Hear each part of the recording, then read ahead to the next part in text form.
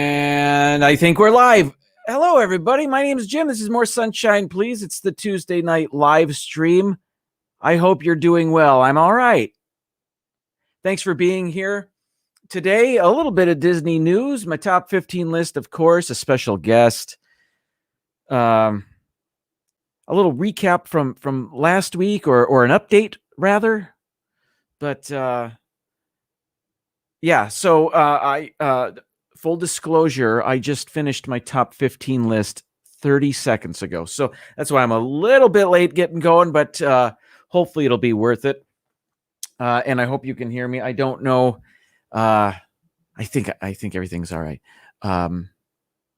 Let's check the chat.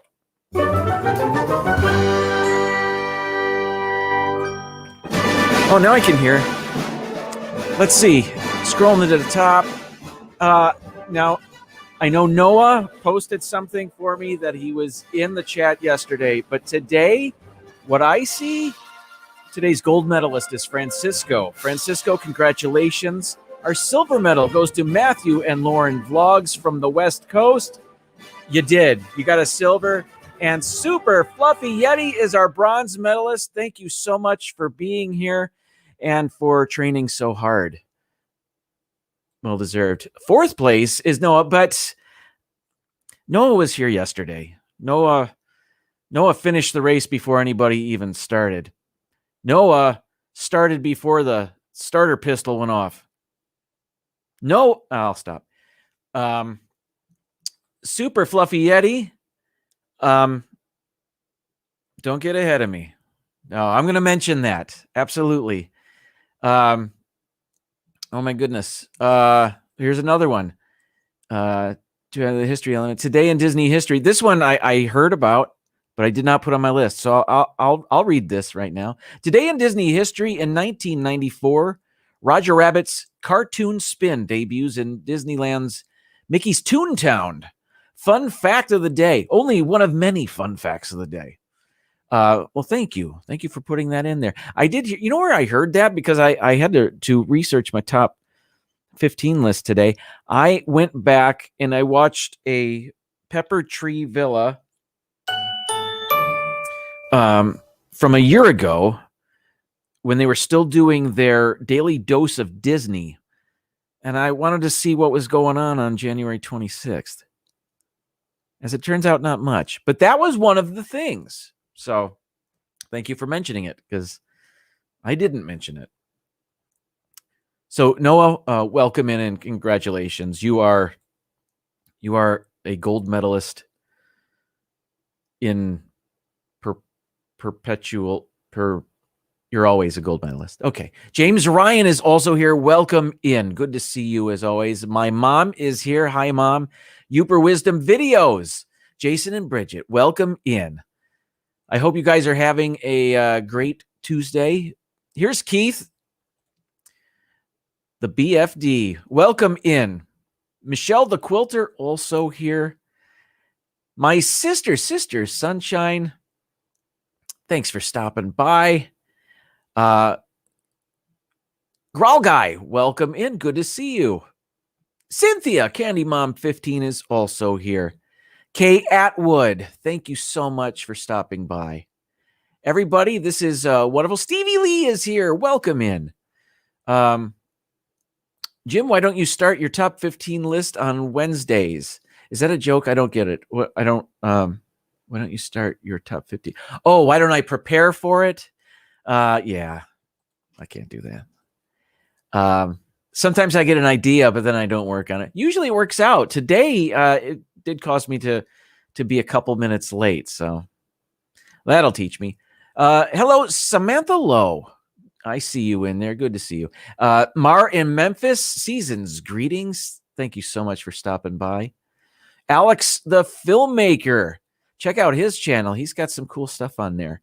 Welcome in. There's the aforementioned Pepper Tree Villa. And no doubt listening in from work. I'm guessing. I don't know. Scrolling through. If I missed you, I do apologize. But thank you so much for being here. Let's get to my special guest right off the bat, because I was running a bit behind. I didn't have time to invite a super special guest. Instead, I have somebody that's always here, and I think he's or she. Frankly, I don't know if it's a he or she, but please help me welcome Orange Bird. Thank you so much for being here, Orange Bird. Good to see you. You are my favorite Disney character. You know that. I tell you that all the time. Good to see you. Thanks for filling in. When the booking time got short, you were there, and I thank you. What in the world with Russ? Russ, welcome in. Russ was on with Mickey's Magic Meg, demonstrating the cricket. I was ninja watching that whole time and found it very cool. I suggest you. The cricket is some sort of contraption that cuts things, and that's all I'm going to say because I don't know much more. But it was pretty cool.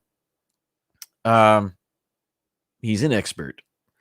Next, we've got, last week I opened up a bunch of candles that were gifted to me. And I held them up to the camera and everything was great. And as I was doing it, I didn't say this at the time, but I thought, I think I'm missing one. I think I went through the box and I'm missing one of them. And you know what? It's not here. It's still not here. It's still in the house. It's I found it. It was called Wilderness, and it smelled like timber and musk and other good things. It was supposed to, I guess, give you the sense of being in Wilderness Lodge. But it was in the house because that happened to be my wife's favorite, and she and when we were passing them around when we first opened the box, that one was left apart from all the others. But it is a very good one, and I don't have it here. Imagine it kind of looks like the Tiki Bird one, but with a brown label, and one, instead of saying Tiki Terrace, says Wilderness. So let me smell. Oh yeah, citrusy, like pineapple. Is that citrus? Is pineapple citrus? I'm gonna say yes. I don't know. Anyway, another fun fact of the candle opening was discovering that the taller ones, which came from the Wishes Candle Company, the taller ones had a surprise in them, a Disney pin. You have to burn the candle down to reveal the pin, but I couldn't do that right there, but I could do it this past week. So I lit the pink one, which is Tiki Serenade, the other Tiki inspired candle from the other company. The other one was the Magic Candle Company. Is that correct? I think my mom is telling me that pineapple is not citrus. Is it a melon?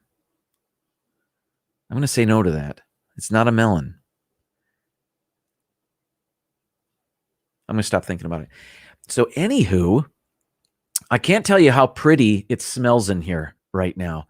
I did get the candle. I'm sorry. I did get the pin out of this candle. So I'd like to show you what it was. And I was surprised to see that this was an actual legit authentic Disney pin. Small in size, I suppose, for candle purposes, but here it is. It's a green macaron, and it's of the Hidden Mickey collection. You can see the little Hidden Mickey on the left side of it, and also there's that green, that large unhidden Mickey, I suppose. Well, if you ask me, they're both not hidden, but this is it says 2 of 5 on the back. So I guess there were 5 macaron pins in there. But this was in that candle. So I'm looking forward to seeing what's in the other candles. But man, it says juicy fruits, hibiscus, coconut, and sugar. And I don't know why I'm putting my nose to it. The whole place smells like this candle. Oh, hang on. Yeah. It smells powdery, but not in a horrible way. It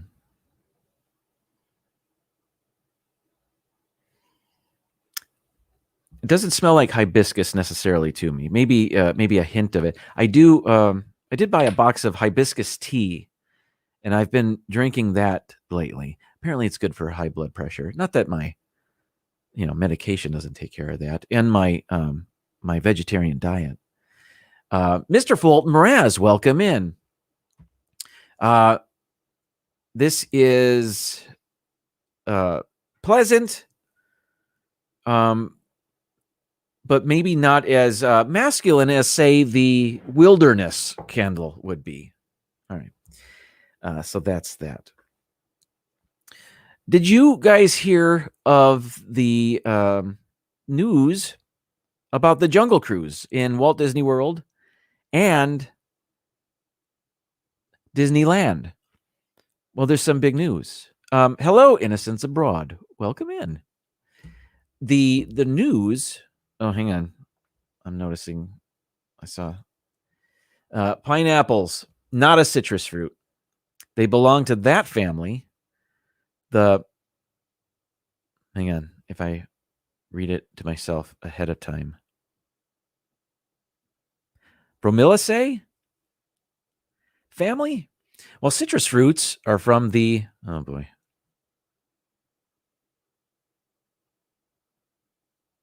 That family. Pineapple's acidic notes come from the vitamin C content, not from citric acid. You learn something new every day. My list later on has a lot of cool facts, but that was pretty cool. It doesn't fit on my list, but thank you, Russ, for doing that. Hello, Rob Fuzz. Welcome in. Thanks for being here. Well, here's the news. If you hadn't heard, Disney, the powers that be, talked about updating the Jungle Cruise ride. And when I first heard that, I thought, that's a classic ride. What are they going to do? But then I read about the changes that they're going to make. And it's not so much a full-scale change. It's adapting, really, what they already have. So right now, as it stands, you go on the Jungle Cruise, and there's a skipper in your boat, and he or she tells jokes, and you see a bunch of animatronic jungle creatures, and you see other explorers being attacked by rhinoceroses and stuff like that. Hello, Mouse Talk. Welcome in. So the changes that they're proposing, for example, the one scene, I should have pictures here. The one scene where the rhino is chasing the people up the tree or the pole or whatever it is. They're proposing that each of those characters on the pole gets a backstory and is part of an expedition, a jungle expedition. Now, they're also going to make those characters more diverse than they currently are. So part of this initiative is to diversify the Jungle Cruise and make it more culturally sensitive as well.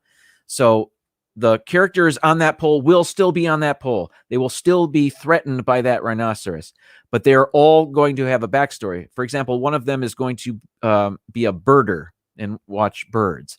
Another one is going to be something else. I forgot, but they're all going to have a cool backstory. Cruising for Food. Wanda's here. Hello, Wanda. Also, there's going to be, and I've seen pictures, and I suppose I could call it up. That would be fun if I did that. Let's go over here.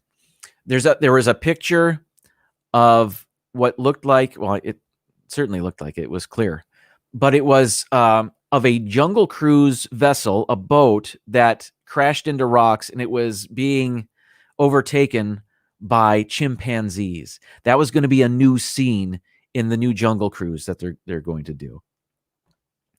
I'm missing some of the chat here. Let me go back and make sure that Kay is telling me if you eat too much pineapple, it will make your jewelry turn you green, even gold or silver. She knows because she got obsessed with pineapple once. That sounds familiar, like I've heard that before. Keith, you mean even the guy who gets the point from the right? That's exactly who I'm talking about. So each of those characters, I think they're going to get names, and they're going to have jobs. Like they each have a job on the expedition that they're all on. So the Jungle Cruise is now going to have a story throughout the ride. Currently, there's no real story other than you're going on 3, 4, 5 different rivers, jungle rivers throughout the world. And now it's going to have a story. Disney Nerd Herders, welcome in. Nerds! Also, what else did I see? They had mentioned that they're going to make the ride more culturally sensitive. So I don't know if Trader Sam is going to stay. Trader Sam's the character near the end of the ride. And he's the one that's selling shrunken heads. And I just don't know that that character is going to stay. And they've got other entities in Walt Disney World named after that. Trader Sam's in the Polynesian resort, for example. Anybody who don't like the planned story for Jungle Cruise is in denial. Absolutely. Well played. 2 heads for 1, indeed. He does seem more cartoon-like, but the other characters of that ilk may go. I'm sorry, I stopped. I said I was going to look up the pictures, and then I stopped. Let me continue on with that because it was really cool. So if I go to where I saw it yesterday. Let's see. Well, they've got a full list of topiaries for the festival, Flower and Garden Festival. That's been released. Yeah, how about that?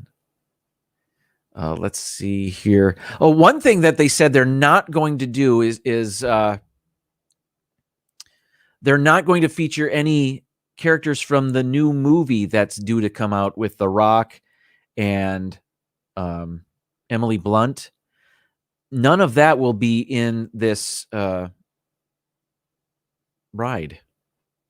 It'll all be part of what's currently in the Jungle Cruise plus a couple of added things. Okay, so I think I can share this. Let's get rid of the ad. Okay, let's share this screen. Here we go. So this is an artist rendering of the Jungle Cruise boat I was talking about. We're still talking about pineapple juice. It's an effective home remedy for relieving coughs and for easing hunger. So this is going to be brand new. I can't wait to see that. I don't know where it will go in the ride. I don't know if it's going to be early on because part of the story is this expedition crashes their boat and they got to get out of the boat. And then that's when they're chased by the rhino. I'm not exactly sure. Tina, welcome in. Thanks for being here. So there's that. What else is on this website? Oh, here's an artist rendering. What we were just talking about. So we've got this. This is from wdwnt.com.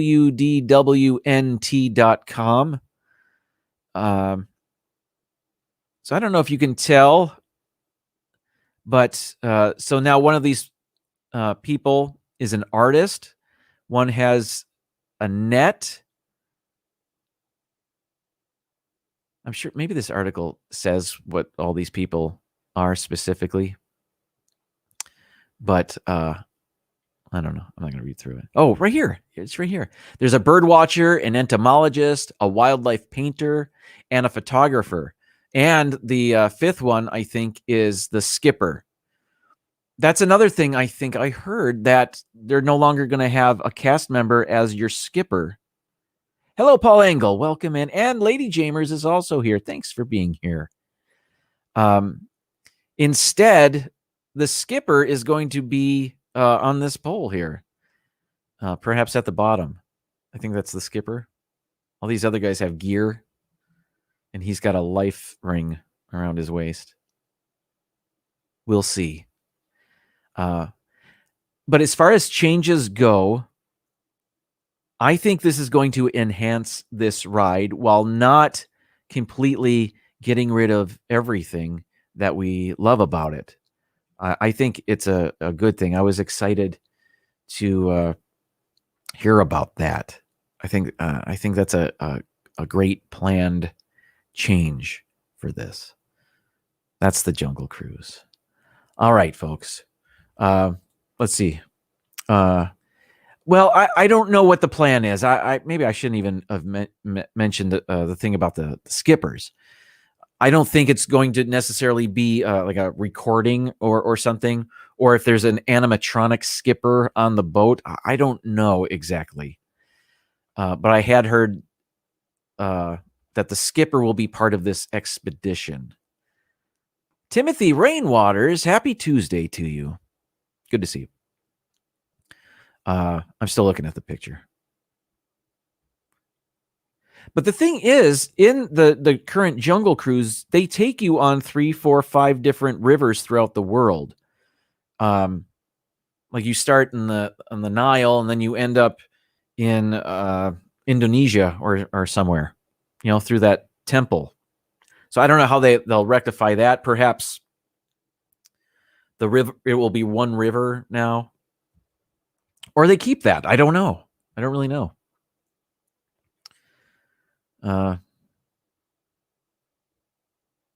We'll see. I'm excited about that. And I don't know of the timetable where this takes place. I'm not sure about that.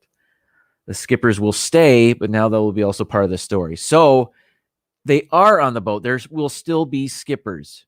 All right. I was totally wrong. But the good thing is it's going to be part of Disney World and Disneyland's Jungle Cruise. D&G Explorers, welcome in. Thanks for being here. Yes, indeed. All right.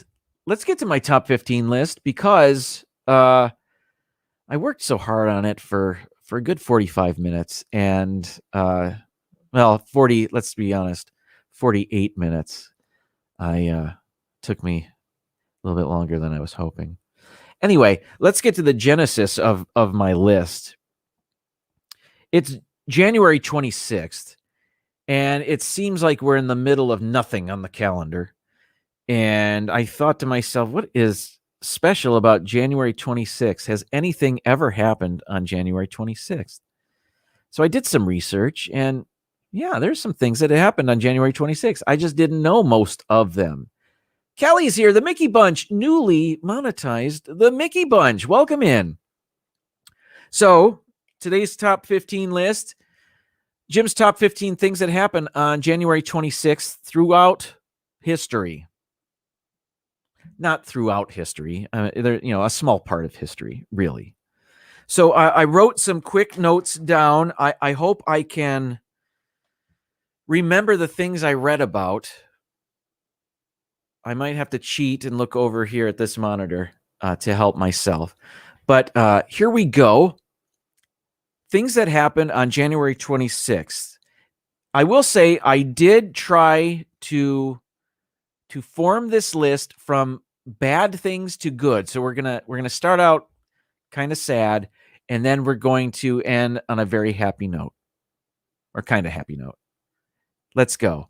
Perhaps you heard on the news today, it's been 1 year since the helicopter crash that killed 9 people, including Kobe Bryant and his daughter. I won't dwell on this. If you've been watching the news or been on Twitter or seen anything that takes you into the outside world, you have probably heard that this is the 1-year anniversary of that. So number 15, again, off to a bad start. Not good. Number 14 on the list, again, not great. Louisiana secedes from the Union in 1861. We're talking Civil War. And I didn't write down any specifics here. Let's see. Yeah, I have no specifics. I can tell you that the flag you're looking at is the Louisiana flag during the Civil War. That is not currently the Louisiana state flag. So there's that.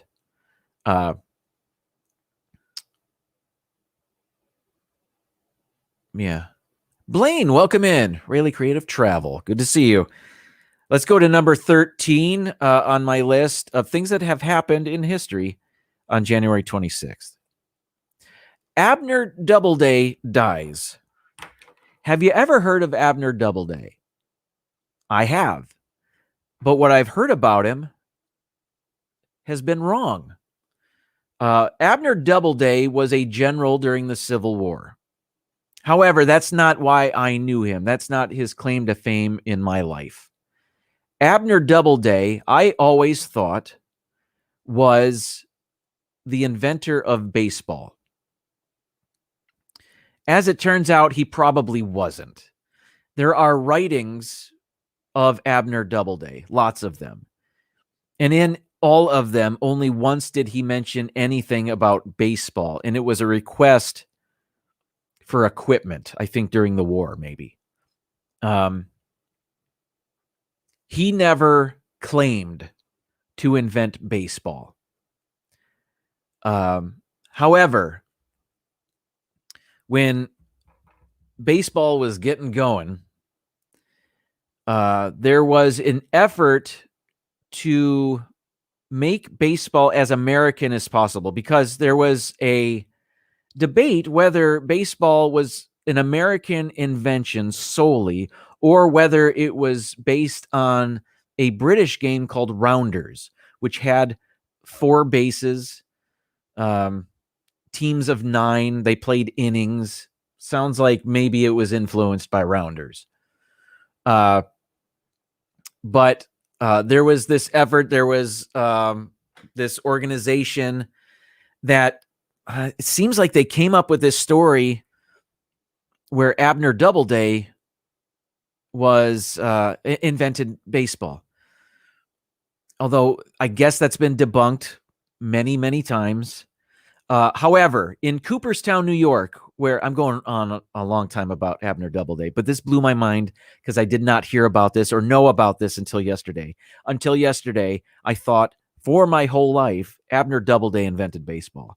And now I'm finding out Abner Doubleday had nothing to do with the invention of baseball. Anyway. So there's this organization that was pro-America. They wanted everything about baseball to be as American as possible. National pride, whatever.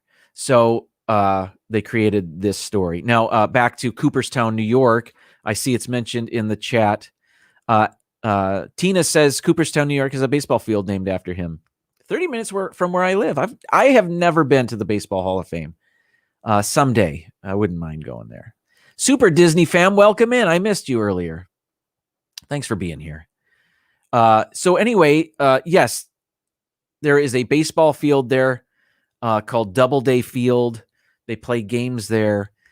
However, from what I understand, and I've never been there, this is just what I read, there are references to the fact that this story is a fable, a fun fable. I think the Hall of Fame tried to put a good spin on it, and they're not there. I don't believe that the Hall of Fame, the Baseball Hall of Fame, is claiming that Abner Doubleday invented baseball. I think they refer to it in a plaque or something there that he is part of a fable where he invented baseball. But the field is still named after him. I think he's from New York. That might not be true. I don't really know. Tina's inviting me. I wish it were that simple. Thank you. That's awesome. That would be so cool. The closest I've been to the Baseball Hall of Fame is watching the beginning and end of A League of Their Own. Let's see what else is on my list. Number 13. It can only get better than people dying and states seceding from the Union. I see a. By the way, more sunshine, please. I'm digging that T-shirt. This is a T-shirt I got at D23. Whoop, wrong one. D23. I knew I was going to talk about the Jungle Cruise, and this is the most Jungle Cruise shirt I have. It's Adventureland anyway, ish. Thank you. I dig it too. Although it really seems to be hugging my belly. I'm not blaming the shirt. I guess I'm blaming myself. Got to work on it. All right. Number 12 on my list. The first U.S. forces arrive in Europe on this day in 1942. This is, of course, referring to the activities of World War II. The first U.S. forces, if I remember, they arrived in Northern Ireland. That's the first place U.S. forces arrived in Europe for World War II. In Northern Ireland. And I don't know much more than that. Let's see if there's something quick here. Belfast,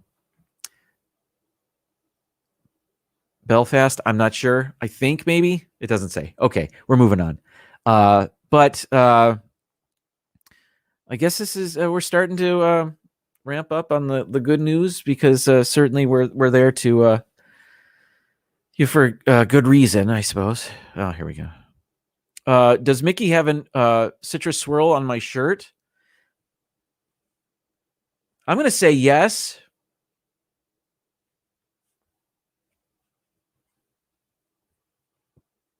Although it does appear more yellow in color, which would indicate that it's a Dole Whip. But I prefer the citrus swirl, as I know you do too, Mom. Let's call it a citrus swirl. Moving on. Things that happened on January 26th throughout history. Number 11.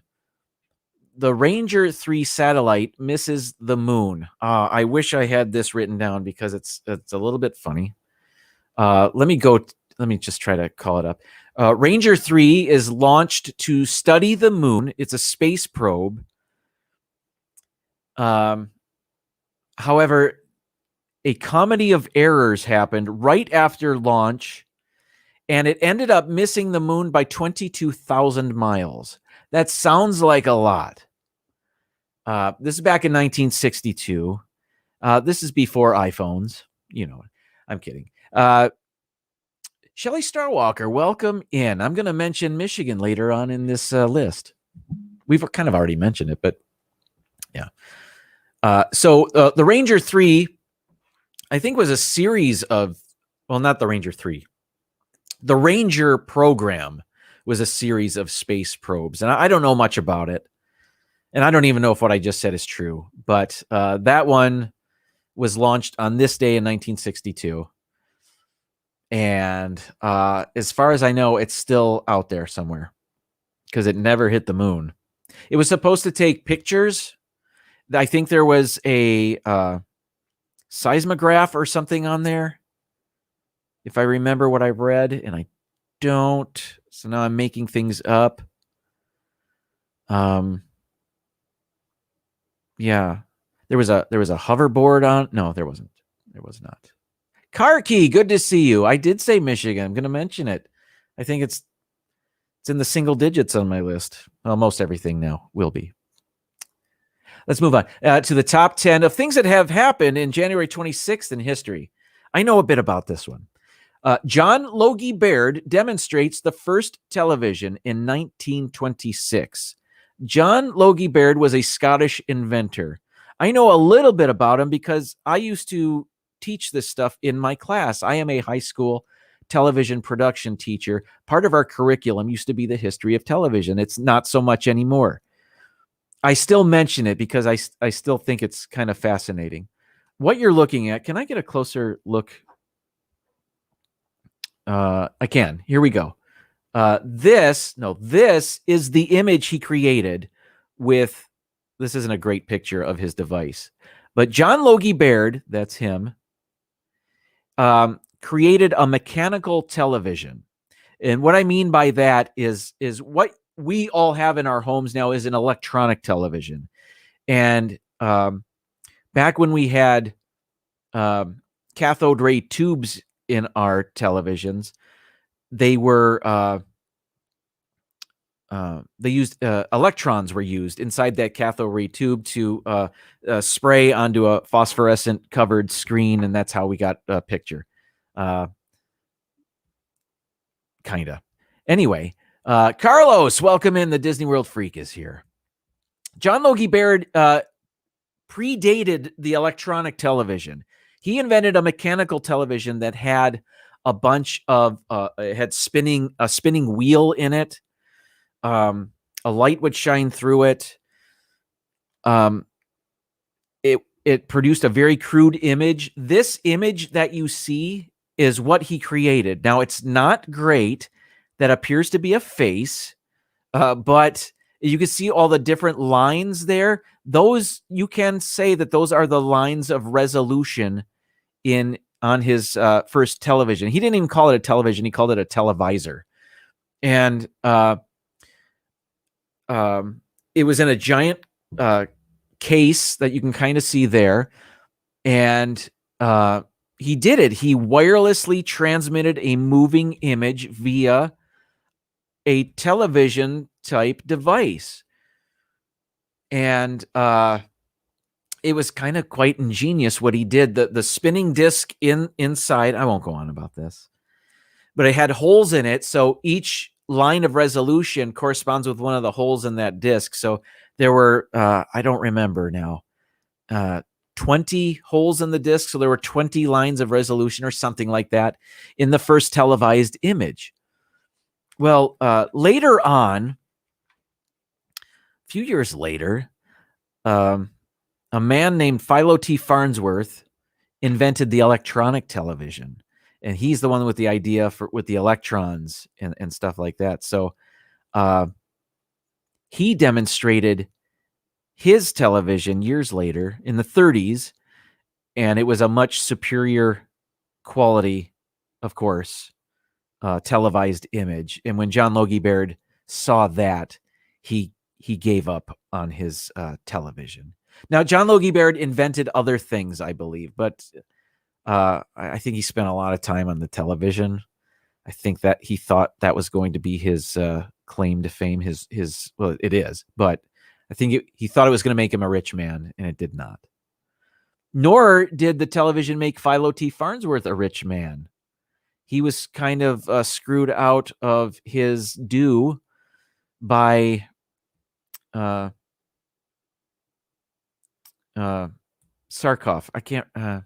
Sarnoff. I can't think of his first name. He was the president of NBC, RCA. And yeah, anyway.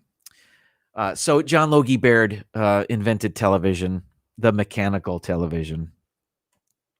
There are YouTube videos where you can see a mechanical television working, and it's kind of interesting. All right, let's move on to other things that you guys care more about. Number 9 on my list of things that have happened on January 26th. Today is Australia Day. Now, I don't know much about Australia Day. Back in 1788, I've got to read this. The British First Fleet, led by Arthur Phillip, sails into Port Jackson, which is now Sydney Harbor, to establish Sydney, the first permanent European settlement on Australia. So today is the day that Sydney was established, and it is now commemorated as Australia Day. And I don't I've never been to Australia. David Sarnoff, thank you. Pepper Tree Villa. You deserve one of these. I could not think of his name. I don't teach it anymore. But I know his inventor, his Russian inventor was, oh man, I can't think of his name now either. Vladimir Zworykin. He was the engineer that helped David Sarnoff develop a TV for RCA. Okay, I'm done. Now, Australia Day, I'm not that familiar with it. Shelley's telling me that they've already celebrated it because they're ahead of us. I get it. Well played, Shelley. But I think this is a happy occasion in Australia. I don't. When I first read of this, I thought, well, is this colonialism? Do they hate this? But no, this is a source of pride, from what I understand, and this is their birthday, right? This is kind of their birthday. So Australia's birthday, kind of. Sydney's birthday. All right. Yeah, Russ. Yesterday for them was Australia Day. We're so far behind. When's Boxing Day? That happened too. Let's move on. Part of Rosa's world, welcome in. Good to see you. Rosa, I was ninja watching a bit of your live stream. You were going over all those plushes. There was a mountain of them. Check out part of Rosa's world. Going through all the stuffed animals and such. Let's get back to my list. Number 8 on my list of things that have happened on January 26th. That's today. This didn't happen today. It happened back in 1905. The world's largest diamond was found. Again, I don't know if this is good news or bad news. I don't know if this is a blood diamond or what. But the world's largest diamond ever. It's called the Cullinan, weighing 3,100 and nearly 3,100 carats, is found at the Premier Mine near Pretoria in South Africa. Again, I don't know what. I know very little about the diamond industry. I know that a lot of it is rough, to say the least. I don't know if this diamond was found on the backs of the bloody backs of less fortunate people. I don't know what's going on.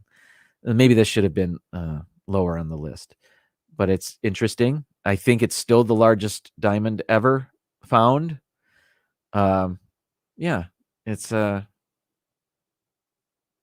interesting, but I don't know much more about that.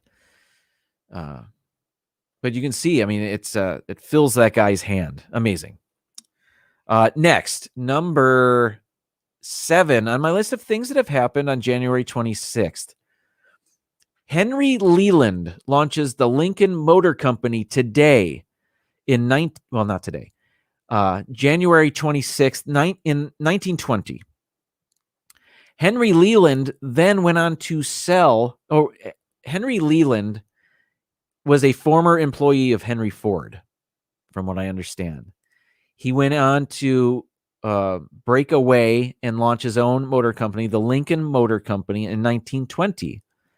2 years later, he sold the Lincoln Motor Company to Henry Ford. And the picture you're seeing, I don't know how well you can see that.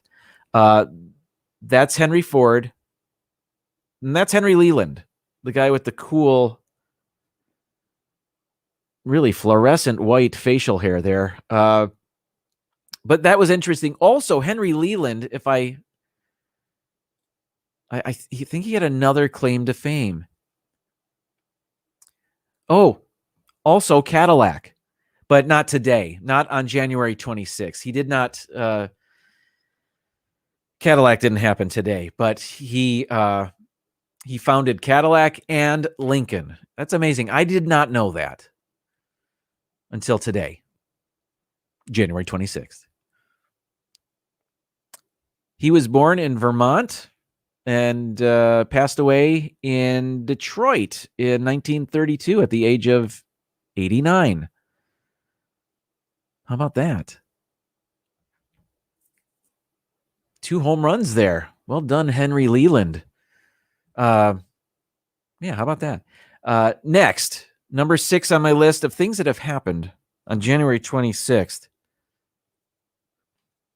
The great one. Wayne Gretzky was born on this day in 1961.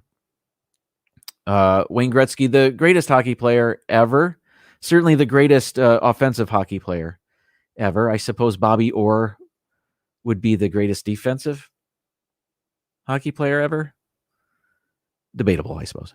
A couple years ago when we drove from Detroit to Niagara Falls through Canada, we drove through Wayne Gretzky's hometown. I can't think of it now. Brantford? Is that what it's called? Brantford, Ontario? I'm going to say yes. You guys don't know. Brantford, Ontario, the home of Wayne Gretzky. Yeah, so that was kind of cool. I knew that he grew up being a Detroit Tigers fan. And I've heard interviews with him where he listened to Ernie Harwell, the Detroit Tigers broadcaster, growing up as a kid. So I knew he wasn't too far from Detroit. So, but I didn't know we were going to drive through his hometown on the way to Niagara Falls. Melissa, welcome in. Thanks for being here. Next, Paul met Wayne Gretzky in his restaurant in Toronto. I didn't know he had a restaurant. Kind of restaurant. You know, Chris Chelios has a chili restaurant, but only because his name sounds like chili. Chelios. He called it Chelly's Chili, which, you know, off the bat leads me to believe, well, he's not a chili expert. His name sounds like chili. That's why. Anyway, never went. Next, number 5 on my list of things that have happened on January 26th. These are musicians that were born on this day.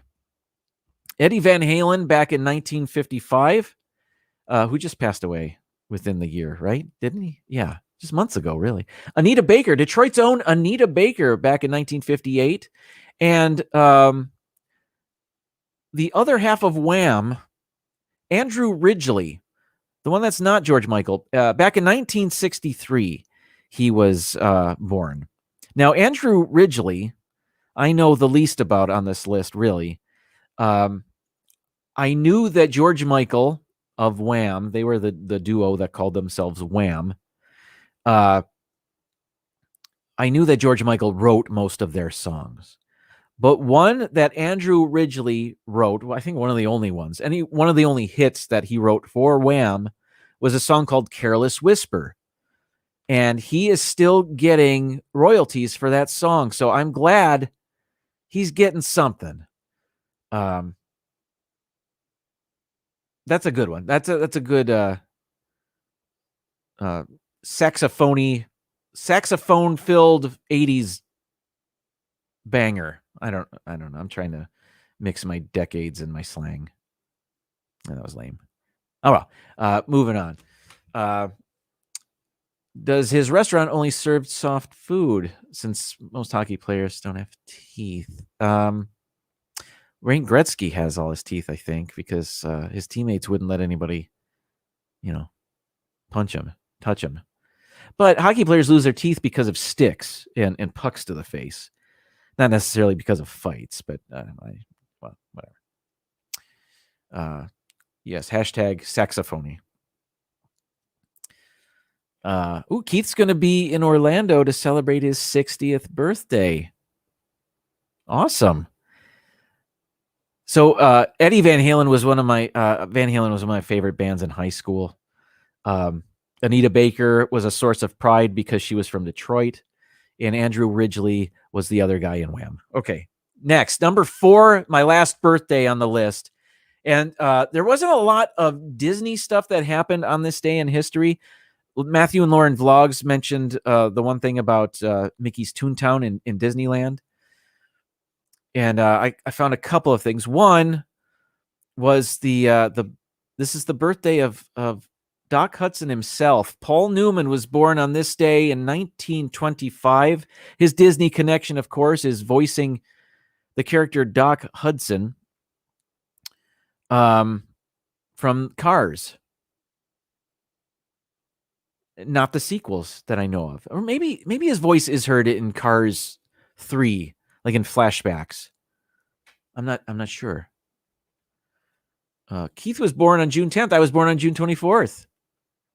We're almost birthday buddies. Growl Guy, David Lee Roth years or Hagar. Well, both. I like them both.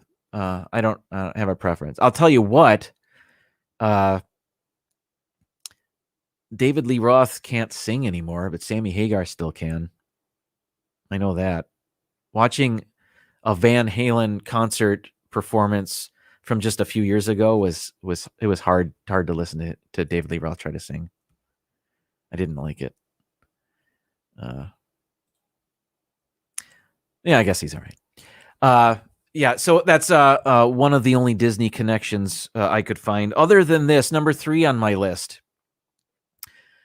Today was the day back in 2011 where the Disney Dream made its maiden voyage, a 4-night cruise in the Bahamas. And yeah, I've never been on it. I've never been on a Disney cruise ship. I've been on a few cruises, couple anyway, but it's always been Royal Caribbean. Just happened that way.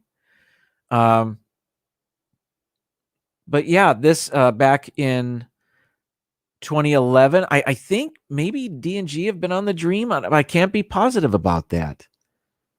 I don't know. Wanda's first cruise was on the Disney Dream. Very cool. I learned of this by listening to the Pepper Tree Villa Daily Dose of Disney for January 26th. Yeah, there wasn't a lot going on in this day, Disney-wise, but this was the main thing. The Disney Dream, one of their cruise ships, made its maiden voyage in 2011. All right, number 2 on my list, Pure Michigan. Michigan becomes the 26th state on this day in 1837. It's, I guess, the second half of the states now, being the first of the second half of the 50 states, I guess. I remember back in 1987 when I was in high school, Michigan was celebrating its Sesquicentennial. We kept hearing that term, the Sesquicentennial. Sesquicentennial is the 150th anniversary. So a bicentennial is a 200th, the centennial 100, but the 150th is called the Sesquicentennial. Or maybe it's Sesquicentennial. Don't remember. It was back in 87. But yeah, so I know we've got some Michigan represented in the chat, quite a bit actually.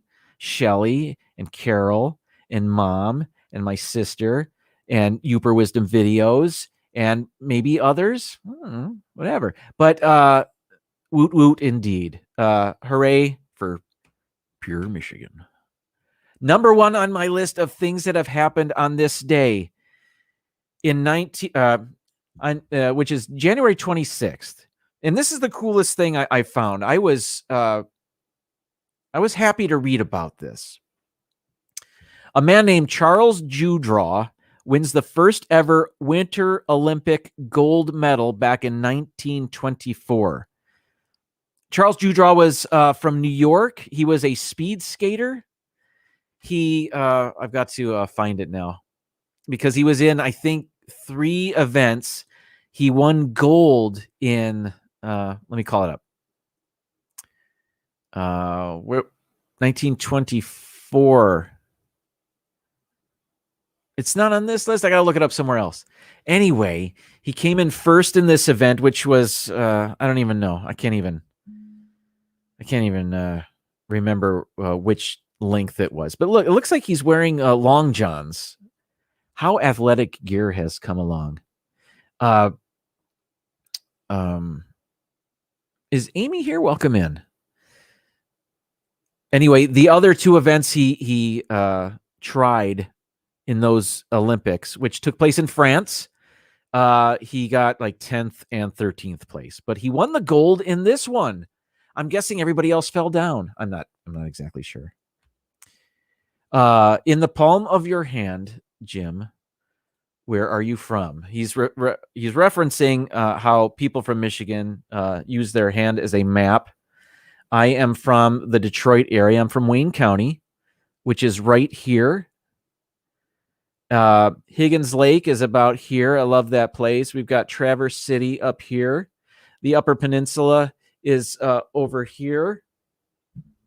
Anyway, so that's where I am. Thank you for asking. Hello, Ben. Welcome in. So Charles Dewdraw is a Lake Placid legend. I think they've got something in Lake Placid, New York, commemorating the very first Winter Olympic gold medal. It wasn't just America's first Winter Olympic gold medal. These were the first Winter Olympic Games, and that was the first gold medal that was given, and it was won by an American. Let's hear it for him. Okay. Let's see. Thank you so much, everybody, for watching my top 15 list today.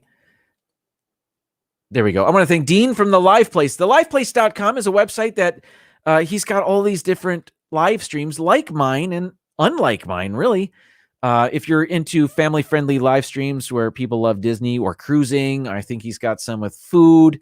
Check out TheLivePlace.com and find something that you might like.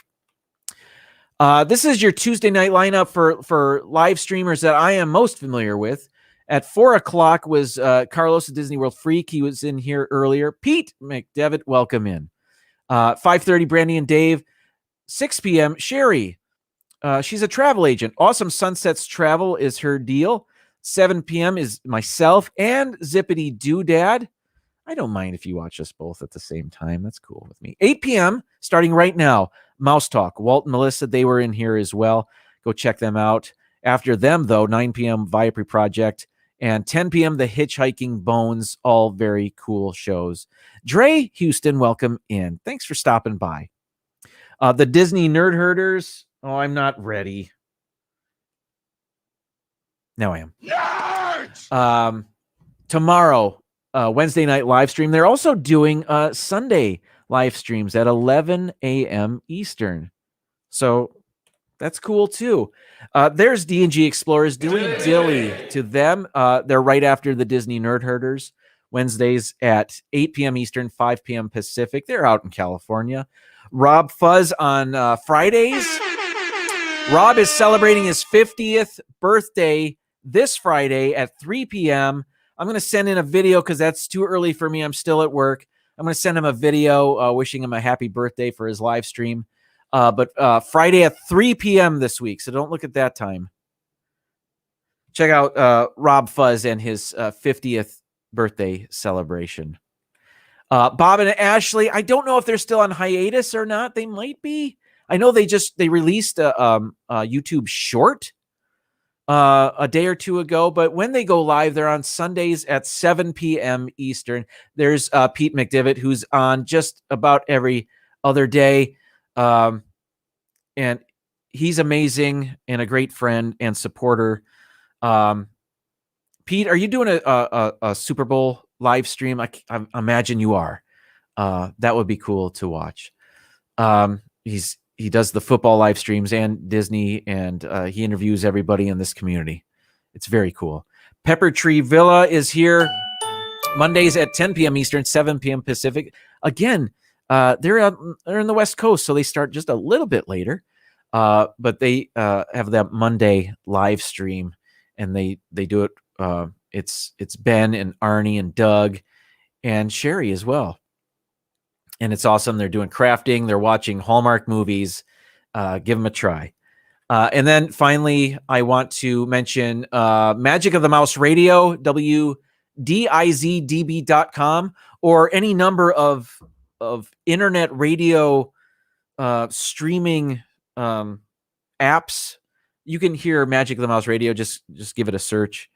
You might hear my voice every once in a while in there, but it's Disney music and content 24/7. There's podcasts. Pete has a podcast that's played on there, I've heard. And then Mouse Talk, who's on right now. we'll also have one very soon. So that's it for me, everybody. Thank you so much. Have a great week. Thanks for watching. I will see you in 6 days and 23 hours, I suppose. There's Zippity Doodad, also on at 7 p.m. Thanks for stopping by. We're heading over to Mouse Talk right now. Tell them it's a Sunshine Nation invasion. Everybody, have a great week. Enjoy the rest of your January 26th. So long, everybody.